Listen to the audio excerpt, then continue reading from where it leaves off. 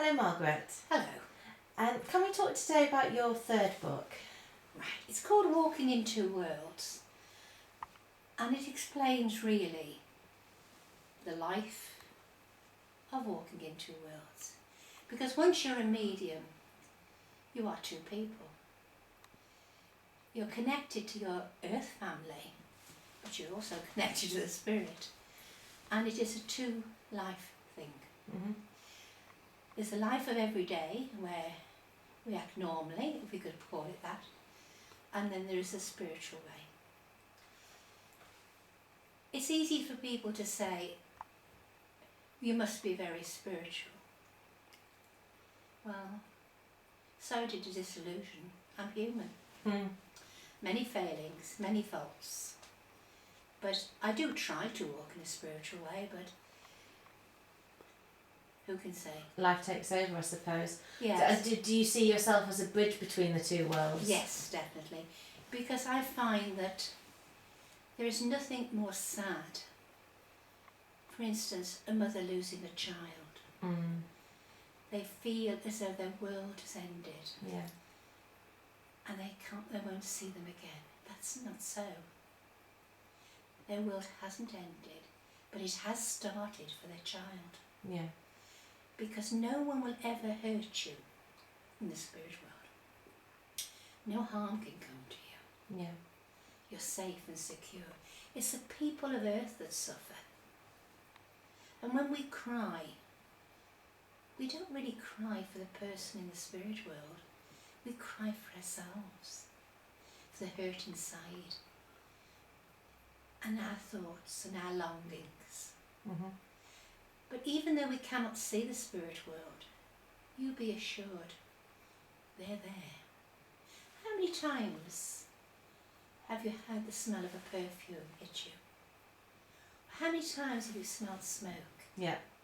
Or I get that quite frequently. Yeah, you feel somebody walk past you. Yeah. Or you know somebody's watching you. Mm-hmm. It's all part. I always smell smoke, cigarette smoke, when my father's around. The spirit of your father. Yes. Yeah. And he always comes when I'm low. And it's the same in many ways. When my mother comes near, I can smell evening in Paris, the old-fashioned perfume. Because I used to pinch it after when she got it. That's beyond the point. But it's those little things that prove life after death. Walking in two worlds shows the different ways. And I know for a fact that sometimes a spirit doesn't know they're dead. Right. And then it is my job to help them over. Is that because the transition from the world as we perceive it to the spirit world is so subtle? Yes. What you have to do basically is ask them, would they like to go to join their loved ones? And then it is my job to help them to move on to the next plane. Mm-hmm. There is always somebody waiting for them. Nobody leaves their body alone. But sometimes when a person dies, they're not always sure. And that's when my work starts. I've also cleared many houses, castles, buildings of energies that have been there for so long. And by energies you mean ghosts? Yes. What we would consider ghosts? Yes. But you know, we are in their time, not they in ours. Mm-hmm. Time has no division, really. Mm. And they still see things as they used to know it. It's very interesting, and I do believe that there are many spirits all over that just pop in and out just to say hello. Even animals.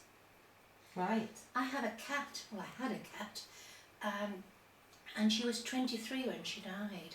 That's old for cat years, isn't it? And I loved her to bits. They used to joke with me, my children, because they used to say it was the witch's cat because she was pure black, but it wasn't.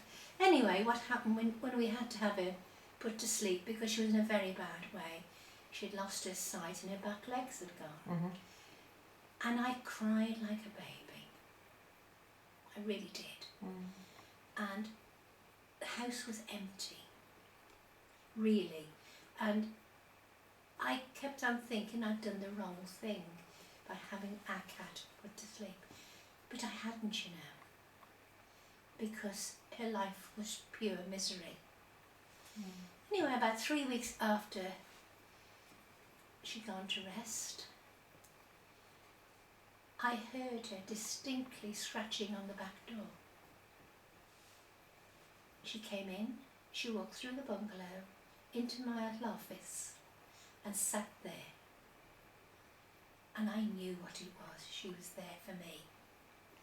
Because only that morning I'd had a snivel. Right. That I missed her. Because animals are so close to us. They don't ask anything. They just give love.